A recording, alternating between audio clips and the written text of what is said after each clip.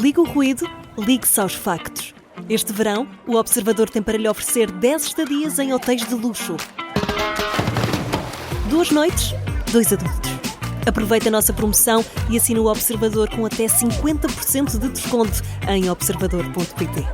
Desliga o ruído, ligue-se ao essencial. Posso dar um exemplo desta questão da sardinha, não é? Porque os estudantes fazem alguns trabalhos e houve um grupo de estudantes pegou neste tema, até não lhes foi sugerido, foi espontâneo, e argumentavam que a sardinha, no contexto das relações internacionais em Portugal, é também, no fundo, quase um elemento de soft power, não é? Ou seja, ou de poder suave, não é? Porque em conjunto com outros símbolos, com outras tradições, acaba por a jogar um papel interessante que atrai visitantes a Portugal, que vende também uma imagem, enfim, de alguma empatia.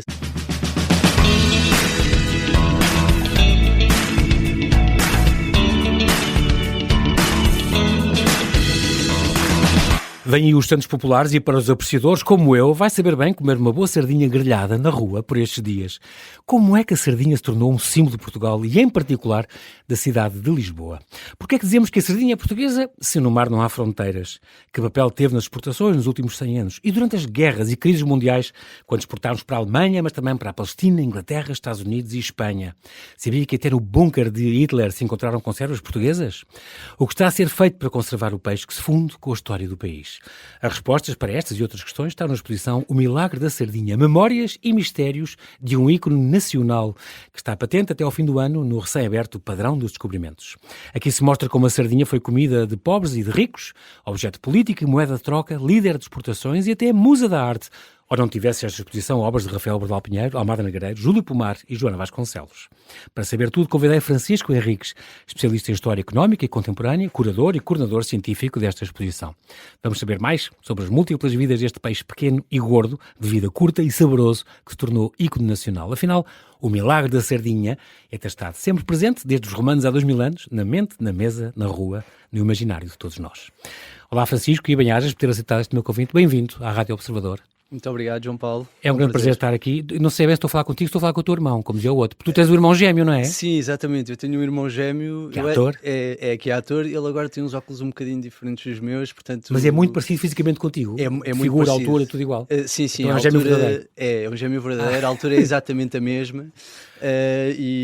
Mas sim, confirmo que sou eu, o próprio Francisco. Exatamente, que eu conheço a coisa que é. Mas desculpe, na rua, não sei se estou a falar consigo, se estou a falar com o seu irmão. Sim, acontece muitas vezes. Muito bem, então vamos falar de Espanha. Tu viveste 4 anos em Espanha e foste lá licenciar-te na Universidade de Cantábria. Porquê a Espanha? E porque curto história acredita, o apelo da história, mas... Percebo. Agora, porquê em Espanha? Sim, foi uma história interessante. Eu fui para a Espanha como aluno Erasmus, para Santander, no norte de Espanha, na região da Cantábria, e depois acabei por pedir uma transferência e terminei o curso. Portanto, fiquei mais 4 anos em Santander, gostei muito. Tinhas começado a estudar História cá? Sim, tinha começado cá, na Faculdade de Letras, da Universidade de Lisboa. Na classe. Exato. Entretanto, tive equivalência a muitas disciplinas que já tinha feito cá, acabou por ser uma situação bastante favorável e gostei muito de Espanha, da cultura espanhola, também de Santander, gostei da minha independência na altura também. Estavas também perto do mar, tu adoras o mar, tu e o teu irmão, vocês são bodyboarders ferrenhos. Sim, sem dúvida, isso é uma paixão que nos une também e que fazemos desde pequenos. Nunca vivemos ao pé do mar, pelo menos até essa altura, no meu caso, mas sim, é a nossa grande paixão. Dos dois, é muito giro. E mesmo quando vais fazer trekkings com ele, ou então mesmo de bicicleta, como fizeste pelo Costa Vicentina, vais pela Rota dos Pescadores, quer dizer, tinha que ser. Exato.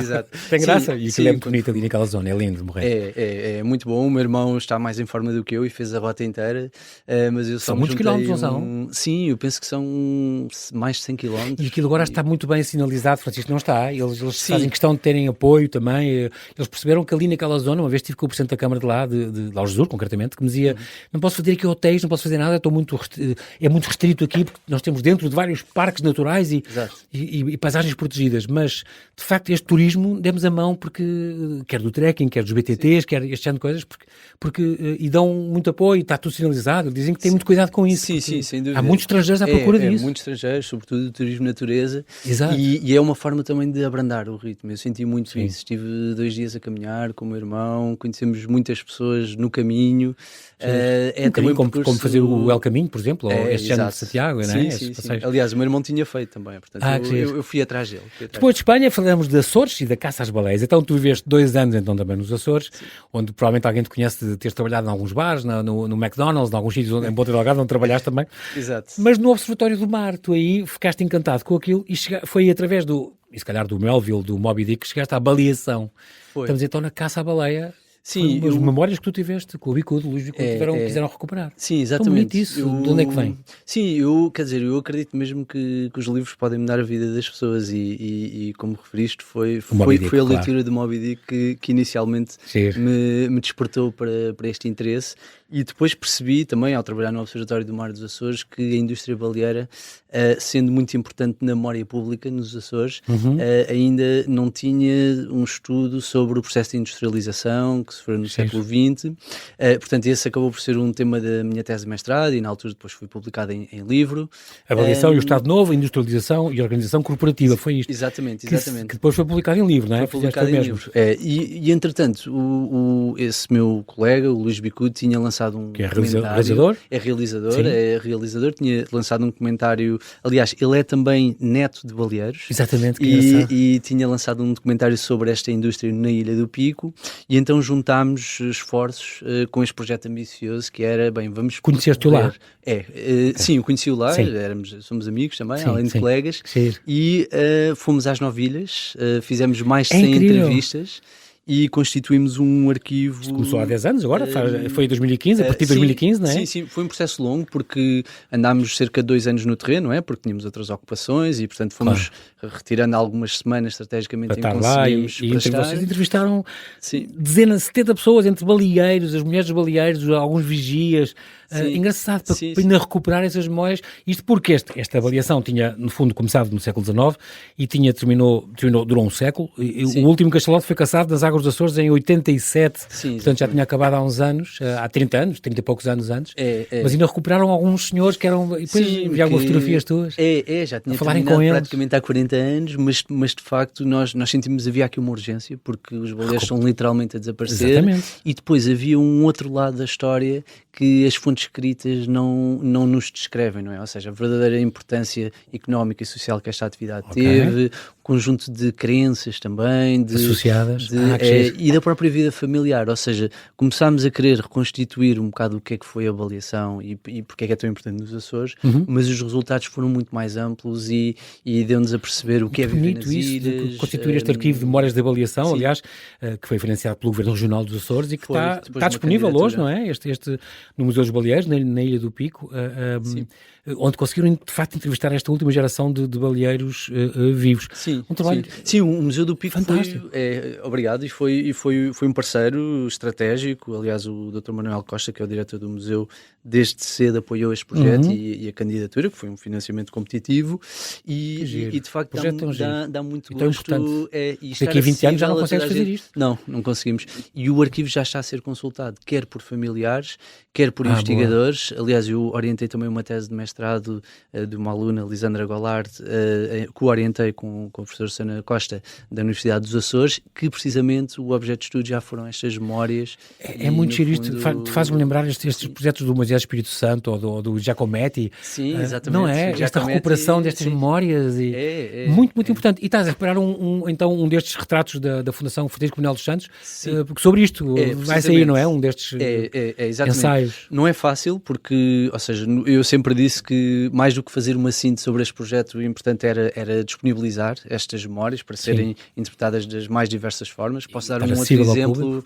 Os biólogos, por exemplo. Os biólogos estão muito interessados no conhecimento empírico que estes baleeiros tinham do cachalote, não é? Dada a proximidade e até o confronto dramático, não é? Que tinham com Quem é que este era o animal. Val de Almeida? Era o Val Figueiredo? Não, quem é que... Houve um antropólogo, dois portugueses, não há muitos anos, mas que ainda acompanharam. Sim, foi o João Carlos Lopes, que tem precisamente um livro, Os Baleeiros do Faial, e penso que o Miguel Val de Almeida também o acompanhou nesse. Mas que ainda tiveram mesmo nos barcos com eles e tudo, assistiram a tudo, e ainda viram, é incrível. E é mesmo essa última geração ali, estamos a falar de meados dos anos 80, até conhecidos como os baleeiros de fim de semana, ou seja, muitos já tinham, eram funcionários públicos, já trabalhavam no e que de vez em quando, ao fim de semana, reunião, o vigia avisava. E muito mantendo a memória também dos seus antepassados, ou seja, a ideia de que mantinham uma atividade que tinha sido transmitida de geração em geração e que deveria ser de alguma forma preservada, e o mesmo acontece hoje em dia com os filhos e netos de baleeiros, que contribuem muito para que haja um património baleeiro muito ativo. Ainda bem que isso está já disponível e está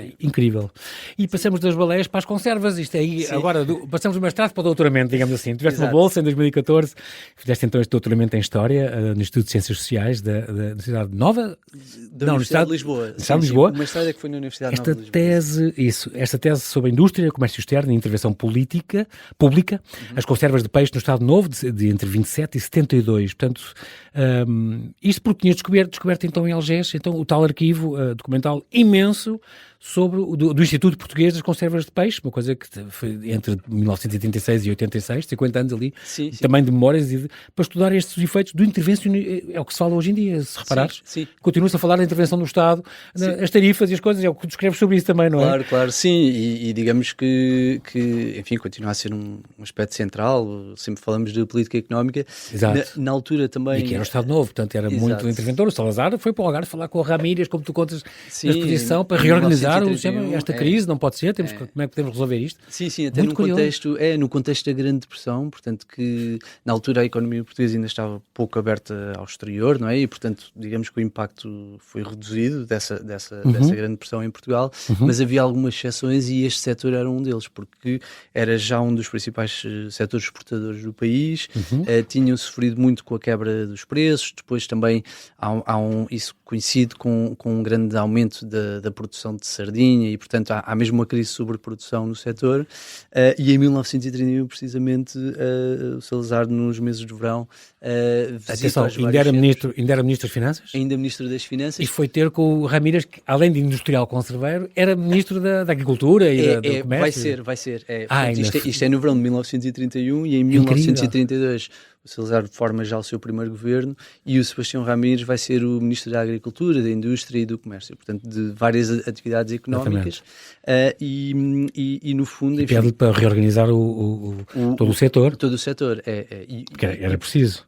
E portanto foi isso que eu tentei explorar, não é? Ou seja, perceber, este setor tornou-se uma das principais exportações portuguesas, foi também líder mundial durante estes anos. Há uma grande especialização da indústria das conservas na produção e exportação de sardinha e portanto, enfim, assumi como hipótese que essa intervenção do Estado tinha sido importante em todo esse processo. Também um pouco influenciado por outros trabalhos, nomeadamente dos meus orientadores, o Álvaro Garrido e a Dulce Freire, que de certa forma já tinham também explorado essa linha de investigação noutros setores, nomeadamente no caso do bacalhau e do vinho, e também outros trabalhos ligados à indústria, sobretudo, por exemplo, da professora Fernanda Rolo. E tu, aliás, Fernanda Rolo, já tinha também colaborado contigo no mestrado, na ou não? tese de mestrado, exatamente. E tu tens esta pergunta básica: como é que um país pequeno e periférico, que estava atrasado na Revolução Industrial, tornou-se líder mundial na produção de conservas de sardinha durante as décadas centrais ali do século XX? De certo, uma coisa que nós não fazemos ideia. O que é que surgiu daqui? Porque é que é tão importante? E continua a ser tão importante. Exato. A resposta era complexa, mete então esta questão do Estado Novo, esta coisa que nasceu em França das conservas e depois foi cá progressivamente nacionalizada, a especialização da sardinha portuguesa, tudo isto fala nesta exposição que já vamos falar. E tu há pouco tempo fizeste um artigo para o Expresso, aliás em março, sobre exatamente as tarifas do Trump, que hoje há novidades, aliás, acabou por ser a suspensão destas, acabou por ser feita a suspensão destas tarifas aduaneiras. Há novidades quase todos os dias. Pelo Tribunal de Comércio Interno, exatamente, dos Estados Unidos. Mas tu falas do Hamilton, por exemplo, na altura, durante a presença do Washington, tu estudas o intervencionismo, o proteccionismo, proteccionismo. Nos últimos 2 séculos, tu dizes que sempre, nesse artigo, que sempre houve a questão das tarifas, que apesar de criar algumas barreiras, tentavam fortalecer o poder do Estado, e que apesar das tarifas, as economias tinham florescido e tinham-se industrializado. Mas é uma ideia que este teu artigo chegas um bocado à conclusão, não tem conclusão, quer dizer, isto é um bocado incerto, o futuro é imprevisível. Ou contingente, não é? Ou seja, Sim. no sentido em que, de facto, há aqui uma grande dinâmica e o comportamento das políticas comerciais varia muito ao longo do tempo e em diferentes países ou nos contextos são diferentes. Exato, também podíamos falar, por exemplo, do próprio projeto europeu, não é? Que ao mesmo tempo que criou um mercado único, instalou uma tarifa comum também, não é? Sobretudo também nos produtos agrícolas, é essa um bocado a gênese da política agrícola comum. Mas sim, a ideia desse artigo, que aliás acabou por sair já há uns meses, entretanto não podíamos prever que íamos estar a falar de tarifas quase todos os dias. Exatamente. Mas visionário. Sim, mas era no fundo de facto foi partir, que se falou e que se fala ainda. E está na ordem do dia, sobretudo nas relações entre os Estados Unidos e a China, mas eu penso que há um aspecto muito interessante que é, no fundo, se quisermos em termos de teoria económica, há um consenso, não é, sobre os benefícios do comércio internacional e cita alguns dos autores clássicos nesse sentido, mas depois aqui a experiência histórica funciona quase como uma espécie de teste de realidade, não é? Em que percebemos que o proteccionismo foi muito importante, sobretudo numa fase em que os Estados não tinham, digamos, a sua estrutura fiscal tão desenvolvida como têm hoje em dia, e, portanto, são uma fonte importante de receitas, não é? No fundo, são impostos sobre as importações, mas também, como referiste, vemos períodos claros em que há um retomar do proteccionismo, por exemplo, no final do século XIX, em algum contexto de alguns países europeus, mas isso não digamos que isso não impediu essa idade de primeira globalização e um forte crescimento do comércio internacional. Portanto, enfim, encontram-se soluções, encontram-se alternativas. Também não se pode demonizar, no sentido é que é sempre mau. Não, quer dizer, tudo depende, se calhar, do tamanho, do contexto, não é? Sim, exato. O mundo assustou-se muito e os mercados ressentiram-se imenso com este anúncio do Trump que ia taxar tudo e todos e que pôr tarifas contra todo o mundo, os aliados e os não aliados. Isto pôs muita gente aflita e muitos comércios a fechar, muita gente a fazer armazenagem já nos Estados Unidos antes de virem as tarifas. Agora está tudo adiado não sei quantos meses. Também esta incerteza também não é boa para os negócios e para as economias dos países. Eu sei que tu estás isto perguntando, porque tu és professor convidado, és de História Económica na Nova SBE, por exemplo, e História Contemporânea no CIE, que é uma coisa muito, muito engraçada, esta do CIE, que é o Study Abroad, não é? É um organismo. Exato. Este CIE é o CIE, Lisbon, Council of International Education Exchange, que é uma espécie de Erasmus americano, onde eles vêm estudar, às vezes da Ivy League e de outras universidades importantes, vêm cá. Sim, exatamente. Vêm cá estudar, não é? Temos muitos alunos americanos, aliás. Interessados na nossa história, tudo muito interessados. Eu tenho esse privilégio de dar uma disciplina de História Contemporânea de Portugal. Tudo em inglês, claro. Em inglês, e é muito interessante, sobretudo, a visão que eles nos dão sobre Portugal, não é? Olha, e por exemplo, posso dar um exemplo desta questão da sardinha, não é? Porque os estudantes fazem alguns trabalhos e houve um grupo de estudantes pegou neste tema, até não lhes foi sugerido, foi espontâneo, e argumentavam que a sardinha, no contexto das relações internacionais em Portugal, é também, no fundo, quase um elemento de soft power, não é? Ou seja, ou de poder suave, não é? Porque, em conjunto com outros símbolos, com outras tradições, acaba por jogar um papel interessante que atrai visitantes a Portugal, que vende também uma imagem, enfim, de alguma empatia, se quisermos, ou de tradição, mas também temos de uma loja na Times Square, em Nova Iorque, pelo amor de Deus, da história das sardinhas, é incrível, abriu no verão, uma nova loja, se não me engano. Exato. E é extraordinário, faz um grande sucesso, e aquelas lojas famosas nos aeroportos, muito coloridas, muito giras. Sim, que estão por todo o lado, e que eu acho que também recuperam um pouco da fantasia associada ao consumo destes produtos, que identificamos claramente no final do século XIX, XIX e no início do século XX, ou seja, se calhar numa memória mais recente vemos as conservas como um produto muito descartável ou muito associado, enfim, ao consumo de massas e um pouco indistinto, não é? Mas se recuarmos no tempo, até finais do século XIX, inícios do século XX, havia aí um consumo, digamos, mais requintado, não é? Okay. E as próprias latas, as imagens que vemos nesses envoltórios. Ainda eram as Cleópatras e as Vénus. Cleópatras, as deusas Vénus. E depois eram as novas minhotas. Sim, adornadas com a filigrana. Exato. Engraçado, foi mudando de públicos de uma altura também ao princípio, se calhar as elites preferiam peixes maiores e, portanto, dava-se a sardinha, era mais para as classes trabalhadoras e havia... Foi mudando um bocadinho também ao longo das épocas, não foi? Sem dúvida. Esse consumo muda, não é? Aliás, depois mesmo nos anos 30 e temos uma campanha muito interessante de um publicitário em Portugal que é o Raul de Caldevila e demonstra precisamente essas mudanças. Essa campanha é muito interessante.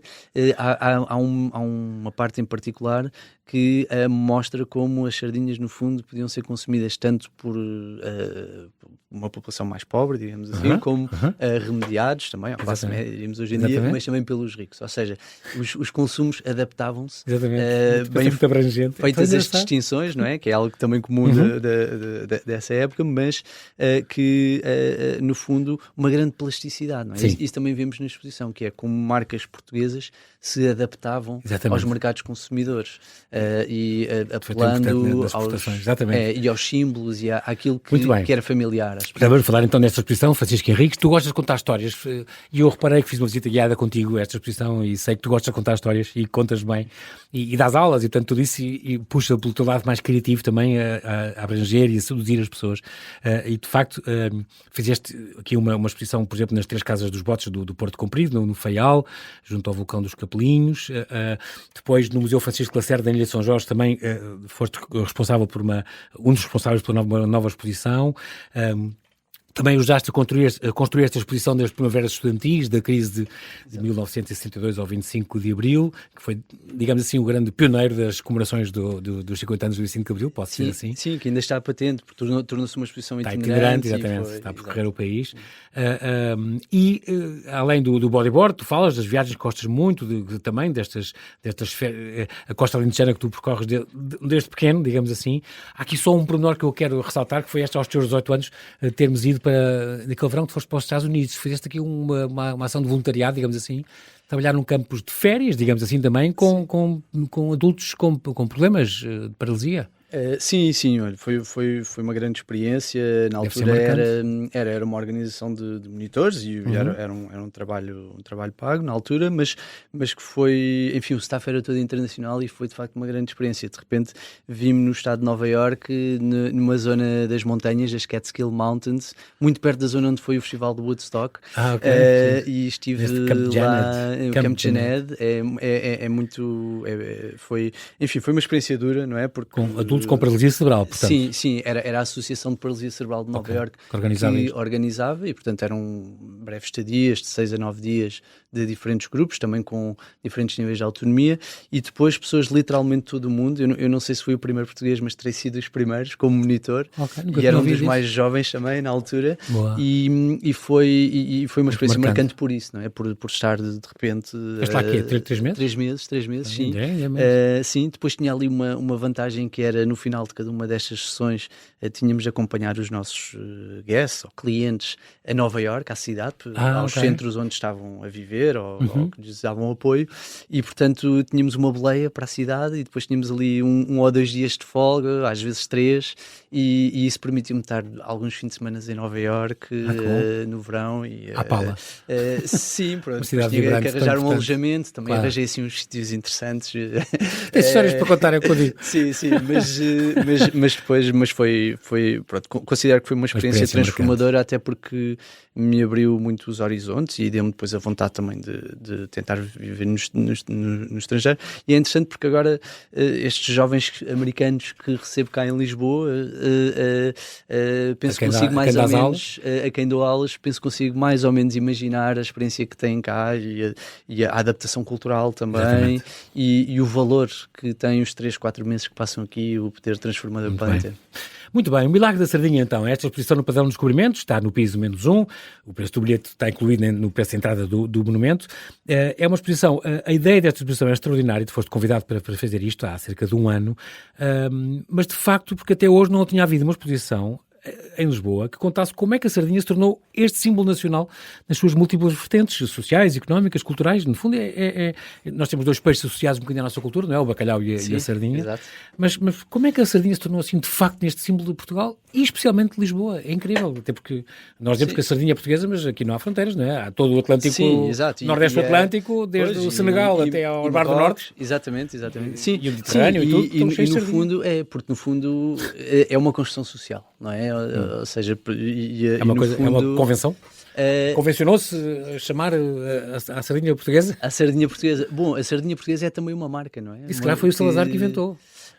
Eu penso que vem de antes, mas sem dúvida que a intervenção do próprio Estado vai reforçar esse processo de especialização. Sim. Não só de especialização, mas, por exemplo, de seleção de mercados também, de acordo com a qualidade, e há um processo de verificação de qualidade. As conservas de sardinha podiam ser exportadas para mercados mais premium ou para mercados de segunda, por assim dizer. Agora, este processo é muito participado, não é? Esta exposição também tenta, no fundo, mostrar a longa duração desta relação. Por exemplo, na cidade de Lisboa, vem desde a Antiguidade Clássica, desde o Império Romano. Daí que é o garum, falamos aqui do garum, não é? Exato, o garum. Fazia-se nestas estárias, nestes tanques, punha-se o peixe com sal e camadas de peixe e de sal. Sim, fermentava. Para fermentar. E depois era exportado em Mas era um molho. Era um molho e sabemos, a partir do trabalho apreciado de em todo o Império, é impressionante. Em todo o Império Romano, em Roma, e os arqueólogos conseguiram perceber, não é? Pela recorrência de vários achados arqueológicos, que no estuário do Tejo, nesse período, a parte tardia do Império Romano, a sardinha já era a base, não é, desse mesmo molho, em conjunto com outros peixes pelágicos, mas a sardinha já tem ali uma predominância. Incrível. E, portanto, é interessante. Aliás, está aqui na exposição, está uma ânfora descoberta ali em Lisboa. Exato, na Praça de Dom Luís. Há 12 anos. Ali muito perto daquilo que é o Mercado da Ribeira, o que também é interessante. Mas o Mercado da Ribeira, o Cais da Ribeira é o centro nevrálgico, era durante décadas. Sem dúvida. E é interessante essa permanência também, não é? Aliás, esta exposição é no Padrão, em alternativa teria de ser ali algures naquela zona do Cais da Ribeira, porque temos também um conjunto de fotografias muito bonitas do Amadeu Ferrari, isto já no século XX, final dos anos 50, que demonstram essa moldura humana de mulheres, de varinhas, elas compradores. Compravam e negociavam, eram elas, não eram? Sim, eram sobretudo elas, e ali, enfim, digamos que era um momento importante também para estabelecer os preços que depois eram atribuídos nas estatísticas oficiais e influenciavam o mercado da sardinha noutros locais. 1000 anos depois tens lá um documento de 1365, já com a postura sobre a venda das sardinhas, portanto era uma regulamentação, digamos assim. Já havia, e depois isto mexeu muito com a população toda. Sim, no final do século XIX, até o Rafael depois goza com isso, o Bernal Pinheiro, porque houve protestos na rua, manifestações, porque subiu-se o preço, qualquer coisa, subiu-se o preço, sim, subiram-se no fundo os impostos sobre os bens essenciais, num momento também importante da história portuguesa, uma grave crise financeira pública de 1891, 93. Da monarquia, já. Os estrutores finais da monarquia. Exato. Aliás, esse é um momento de grande contestação da monarquia institucional. Tínhamos tido também, imediatamente antes, a crise do ultimato inglês. O Carlos estava em maus lençóis. Exato.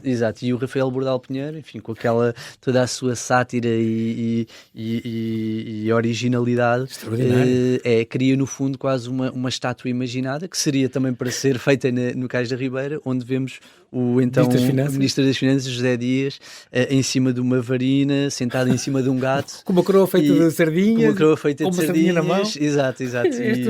E, portanto, enfim, uma sátira, não é? Precisamente sobre essa... Mas que revela no fundo...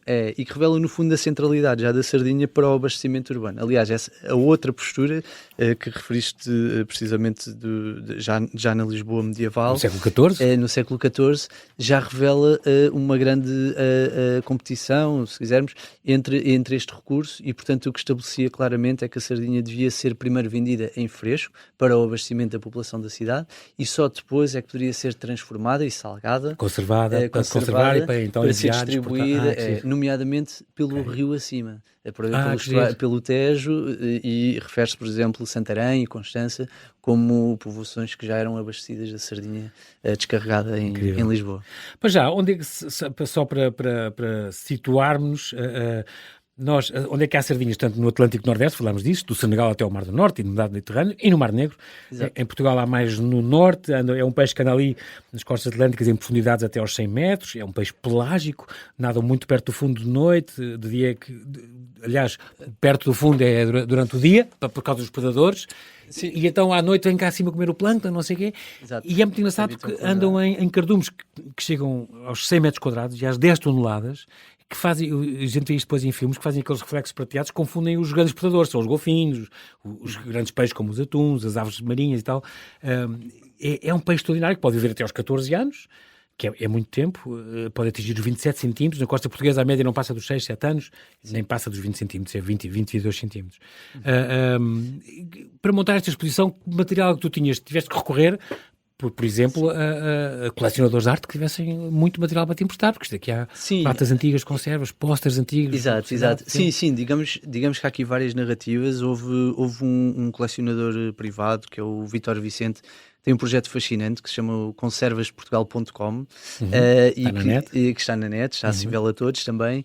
E que emprestou uma série de peças. Emprestou uma série de peças extraordinárias, ou seja, vemos desde folhas de Flandres, que era o material com que eram fabricadas as latas de conservas, antes do alumínio. Que nós tínhamos que, para arranjar isso durante as guerras, não foi fácil. Importado. Não foi nada fácil. Primeira Guerra e Segunda Guerra. E nós éramos um agente, as latas, as conservas foi um agente de neutralidade. Sim. É o que diz nesta exposição também. Exato. Isso é uma, digamos que é uma história interessante e uma parte importante, porque isto também decorreu do meu estudo do doutoramento, que foi verificar que, segundo as estatísticas oficiais, durante a Segunda Guerra Mundial, as conservas de peixe foram a principal exportação portuguesa, em números oficiais, não é? Portanto, aqui não entra o contrabando de outros produtos. E depois vocês tiveram em 39 até 41, para aí, era mais os Estados Unidos, a Inglaterra, não sei o quê. E depois, 41, 42, 43, depois aí acabou a Alemanha e voltaram aos aliados. Exato. Sim, o comércio para a Alemanha vai, penso que até 44, portanto é mesmo no limiar forçado até, enfim, já num período em que Portugal assumiu uma posição colaborante ou pró-aliados, não é? Mas é interessante perceber precisamente como foi um agente de neutralidade, ou seja, quer a partir da diplomacia, quer a partir das estatísticas, percebemos a dimensão estratégica deste comércio, que se pode comparar a outros, como o wolframio, mas que também permitia depois abastecer o país de outros bens essenciais que faltavam num contexto de escassez e de racionamento durante a guerra. E nós na exposição temos precisamente um objeto raro, que é um tampo de uma lata, que era da marca nacional, que na altura era a única marca que se podia produzir em Portugal, para o efeito dos contratos de venda exclusivos feitos quer com a Inglaterra, quer com a Alemanha e também alguns com os Estados Unidos, mas foi sobretudo com estes dois países. Na altura da guerra até houve uma delegação nazi que veio cá visitar uma fábrica em Setúbal. Sim, um pouco antes até. Sim, e o mercado alemão em particular era muito forte no período anterior à guerra, e portanto, e vai ser mais tarde, não é? Até porque, enfim, se há a questão que caracteriza também o segundo pós-guerra na Europa, é a recuperação da economia alemã, ao contrário do que aconteceu depois da Primeira Guerra, em que houve uma penalização, não é? Depois do Tratado de Versalhes. Levantar praticamente. Exato. O grande projeto europeu vai ter a recuperação do comércio com a Alemanha como um pivô e vai voltar a ser um dos principais mercados de exportação das conservas portuguesas. À altura então em que este grande elan que é dado nesta indústria, são contratados publicitários e artistas e fotógrafos, a famosa velhinha do Almada Negreiros, os estudos para a Gar Marítima de Alcântara. Sim. Este Joaquim Agostinho Fernandes era um grande mecenas, e era industrial Algarvio, que era mecenas do Malhou, por exemplo, e do Almada. Sim, é uma figura muito interessante, porque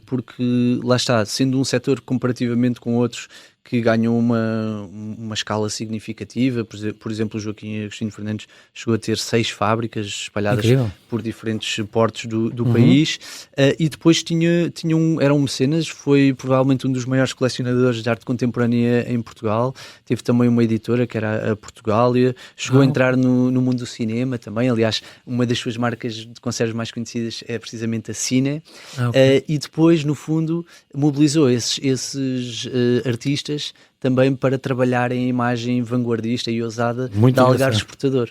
E mostramos alguns desses trabalhos que foram únicos e na exposição, não é? E de autores como Lázaro Corte Real, João da Câmara Leme, o próprio Almada, não é? Tem essas exposições divididas por núcleos que são verbos associados a tarefas relacionadas com a sardinha, a começar neste alimentar, o núcleo 1, o núcleo 2 viajar, vai para aí fora, o núcleo 3 pescar, preservar e celebrar no último. Ao longo da história mostras coisas muito curiosas, aqueles autocarros em Piccadilly Circus com os anúncios de 1922, às sardinhas, extraordinárias sardinhas portuguesas. Da Marie Elisabeth, que era já líder nesse mercado britânico, era produzida pela Judicial, outra das grandes empresas deste setor. As técnicas de pesca, eu lembro que faz parte do meu imaginário há 30 anos, passei uma noite numa traineira em Sesimbra, Nova Venturosa, chamada, estava um grande temporal e quase nenhuma saiu, nós estávamos divididos por grupos, com estudantes estrangeiros, e lembro que foi numa que essa arriscou ir, e foi uma experiência extraordinária, com pesca de cerco, não sei o quê, e eles já tinham sonares que viam onde estavam os cardumes, era uma mancha cor-de-rosa, que eles já sabiam que era ali, e depois toda aquela pesca, aquela conversa, foi uma experiência de facto única. Toda a noite foi passada no mar de Sesimbra, extraordinário. Tens muitas fotos do Helder Luiz e Nazaré, por exemplo, com os Luís Pastor. Sim. Com o puxar das redes, que se chama alar, e com esta arte chávega, que eram na Nazaré, por exemplo, que eram os bois que puxavam, os juntas de boi. Sim, exatamente. Recuperar desta tradição é muito giro. Hoje é tratores, não tem a mesma graça. O difícil foi, de facto, apresentarmos ali uma síntese, não é, da variedade. A seleção, tens de escolher. Porque a pesca em Portugal é um património único e tem uma enorme diversidade, ou seja, diversidade de artes de pesca, das próprias comunidades. O que as une, a maior parte delas, é a importância central da sardinha. Portanto, nós sabemos que a sardinha, ao longo de todo o século XX, representou cerca de metade do valor da pesca. Portanto, são números extraordinários. E, por exemplo, referiste Sesimbra há pouco. Sesimbra ainda hoje em dia é um dos principais portos de sardinha. Sim, o maior Matosinhos chegou a ser o maior da Europa. Matosinhos foi um porto imenso. A Nazaré, a Olhão, há uma série deles. E mais uma vez, havia aqui também uma relação muito estreita com a indústria de conservas, não é? Ou seja, o facto desta indústria crescer fortemente cria uma procura e induz a própria industrialização da pesca de cerco.